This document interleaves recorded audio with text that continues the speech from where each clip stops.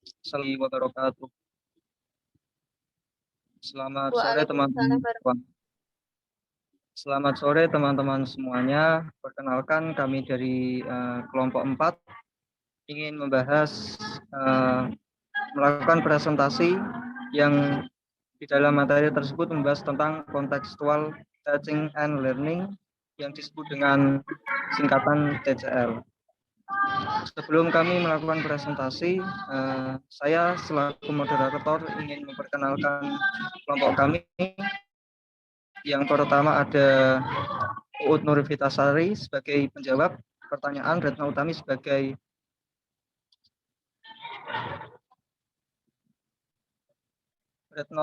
sebagai operator, Francisca Novara Ramadhani sebagai notulens, Andika Hermawan sebagai penjawab, saya sendiri Ali Muharrar Azizi sebagai penjawab sebagai pemateri, dan keenam Milatin Hanifah sebagai pembaca materi. Langsung saja kita mulai presentasi pada sore hari ini. Materi yang pertama akan dibacakan oleh Mbak Milatin Hanifah. Waktu dan tempat kami persilahkan. Terima kasih. Terima kasih atas penjelasan yang pertama. Saya akan menjelaskan pengertian tentang contextual teaching and learning. Contextual teaching and learning merupakan konsep belajar yang membantu guru dalam mengaitkan antara materi yang dipelajari dengan situasi dunia nyata siswa dan mendorong siswa membuat hubungan antara pengetahuan yang dimilikinya dengan penerapannya dalam kehidupan sehari-hari dengan melibatkan tujuan komponen pembelajaran efektif, yaitu dari Ying dan Park tahun 2018.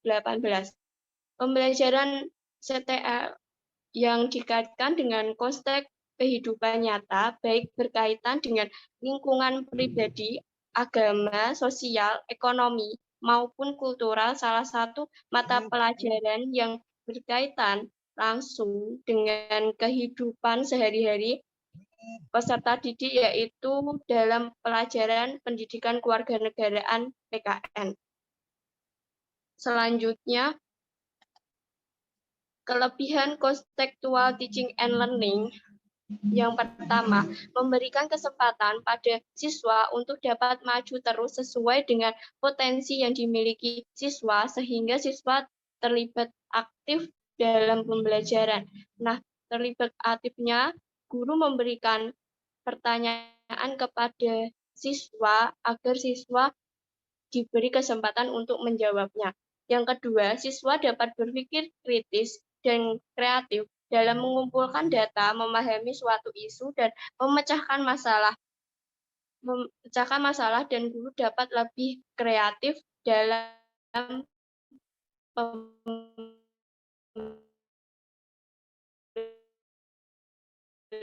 pembelajaran PPKN. Berdasarkan kebutuhan ditentu tersebut. Yang kelima, pembelajaran lebih menyenangkan dan tidak membosankan, yaitu guru memberi ice breaking pada waktu pembelajaran akhir maupun awal. Next, kekurangan konseptual teaching and learning. Yang pertama, dalam memilih informasi atau materi di kelas didasarkan pada kebutuhan siswa, padahal dalam kelas itu tingkat kemampuan siswanya berbeda-beda, sehingga guru akan kesulitan dalam menentukan materi pelajaran karena tingkat pencapaiannya siswa tadi tidak sama. Yang kedua, tidak efisien karena membutuhkan waktu yang agak lama dalam pembelajaran atau pencapaian tujuan dalam melakukan kegiatan pembelajaran tersebut. Yang ketiga, dalam proses pembelajaran dengan mode CTL akan nampak jelas antara siswa yang memiliki kemampuan tinggi dan siswa yang memiliki kemampuan kurang dalam pembelajaran, yang kemudian menimbulkan rasa tidak percaya diri bagi siswa yang kurang kemampuannya, seperti pada tanya jawab saat pelajaran tersebut. Next, yang kemudian sintak kontekstual teaching and learning. Dalam sintak ini diimplementasikan kontekstual teaching and learning dalam pembelajaran PPKN di SD. Langsung ke tujuan pembelajaran, Mbak Retno.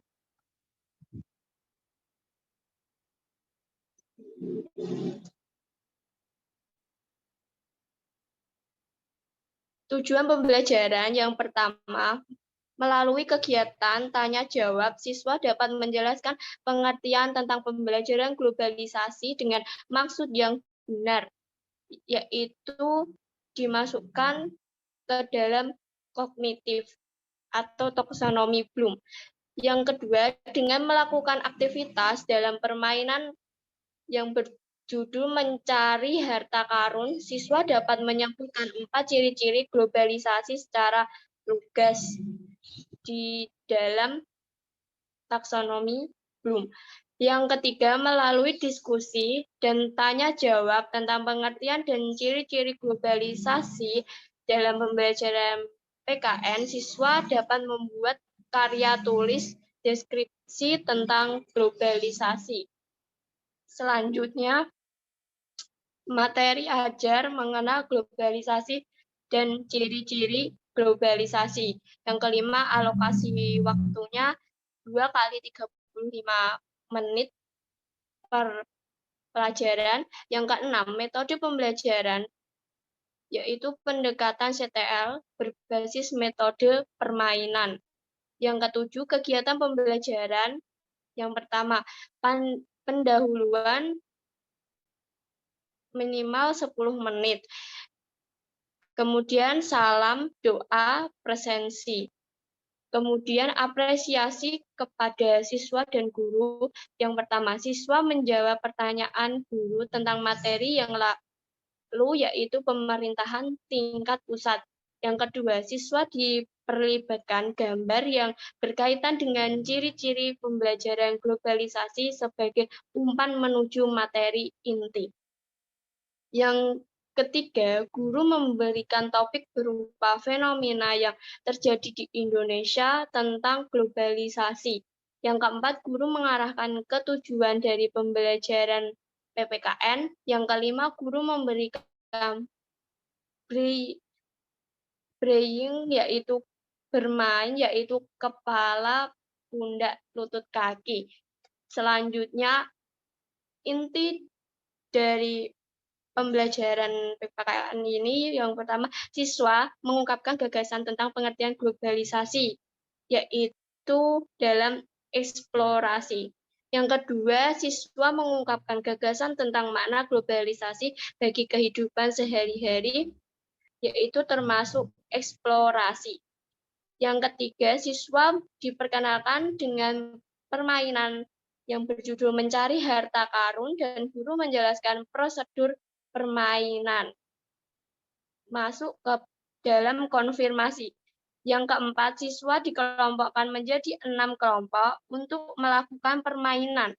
Dengan permainan ini, siswa mengetahui pengertian dan globalisasi, termasuk elaborasi.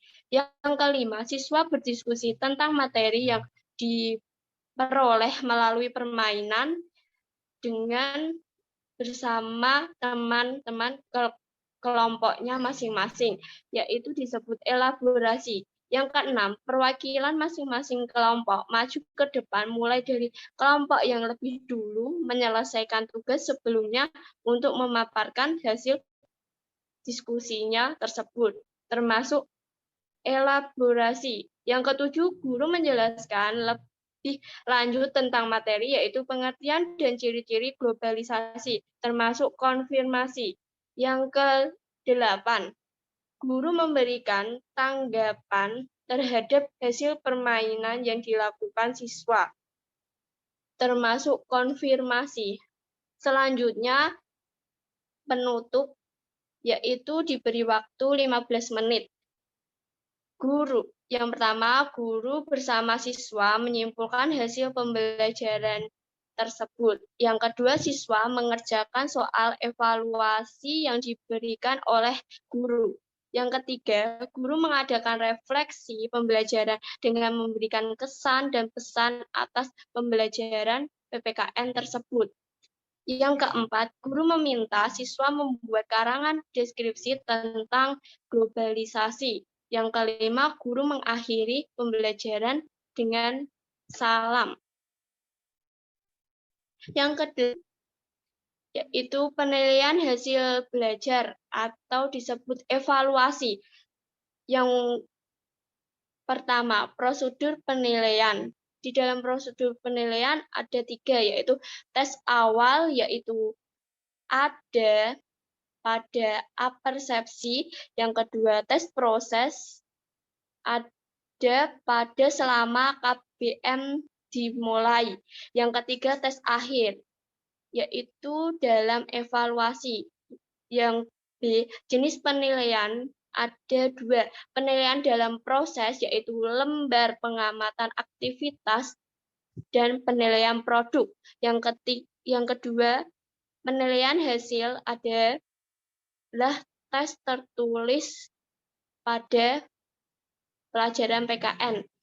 Yang C, bentuk penilaian dibagi menjadi 2, yaitu isian dan uraian. Yang kedua, unjuk kerja. Yang ketiga, produk. Yang D, alat tesnya. Yang pertama, 1 lembar soal tertulis. Yang kedua, lembar penilaian aktivitas siswa. Yang ketiga, rubrik penilaian karya siswa. Nah, kemudian di sini ada kesimpulan konstekstual teaching and learning yang diuraikan di atas. Yang pertama, pengertian, kelebihan, dan kekurangan, dan implementasi CTL. Nah, kita simpulkan bahwa model pembelajaran CTL dapat membantu meningkatkan hasil belajar siswa karena strategi CTL ini lebih memfokuskan pada pemahaman serta menekankan pada pengembangan minat pengalaman siswa dalam kehidupan sehari-hari, bukan hanya sekadar hafalan saja.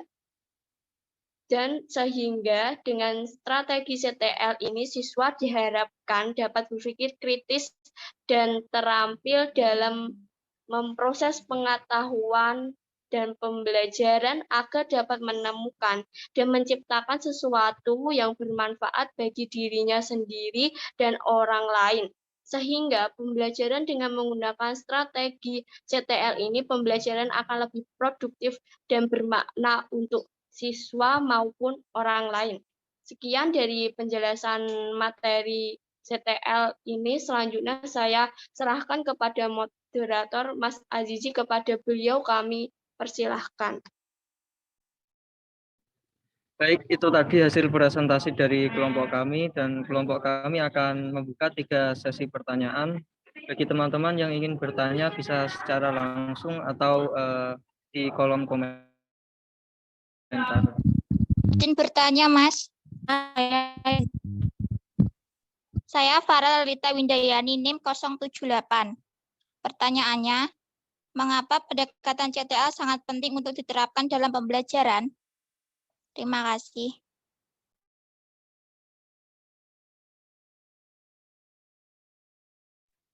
Saya Bunga Dini. Baik.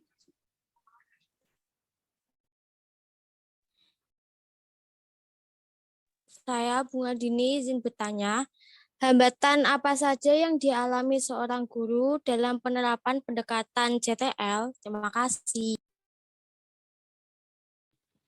Oke, pertanyaan selanjutnya, kurang 1.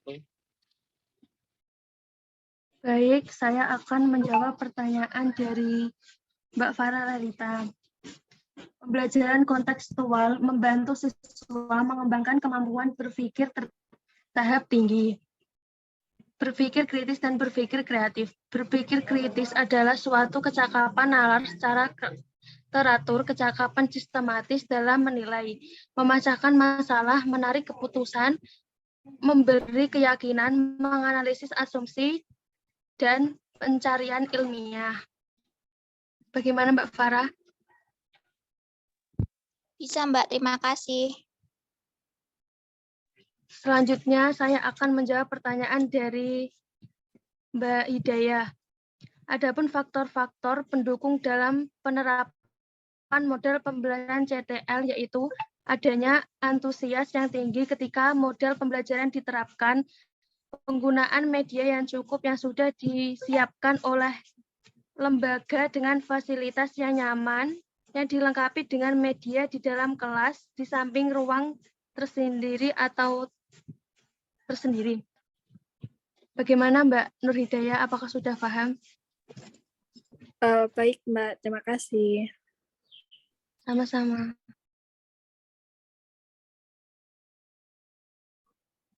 Halo. Izin menjawab, Mbak, pertanyaan tadi Mbak Indah Ferdiana. Yaitu izin bertanya bagaimana solusi mengatasi kelemahan modul CTL. Nah, menurut saya untuk mengatasi kelemahan di pembelajaran CTL adalah dengan cara seorang guru itu harus pandai-pandai membuat soal.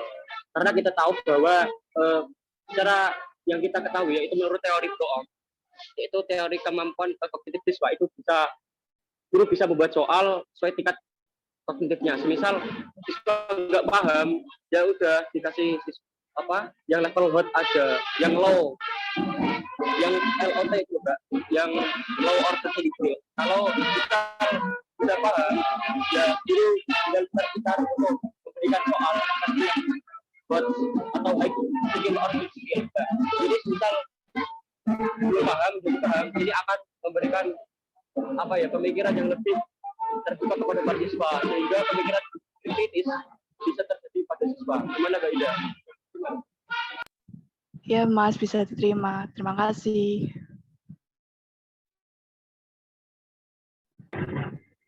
Baik, itu tadi hasil dari kelompok kami. 3 penanya sudah dijawab. Saya selaku moderator mewakili kelompok 4. Bila ada tutur kata yang kurang berkenan di hati teman-teman semuanya, saya mewakili kelompok 4 ingin meminta maaf sebesar-besarnya. Presentasi pada sore hari ini kami tutup. Assalamualaikum warahmatullahi wabarakatuh. Waalaikumsalam warahmatullahi wabarakatuh. Terima kasih.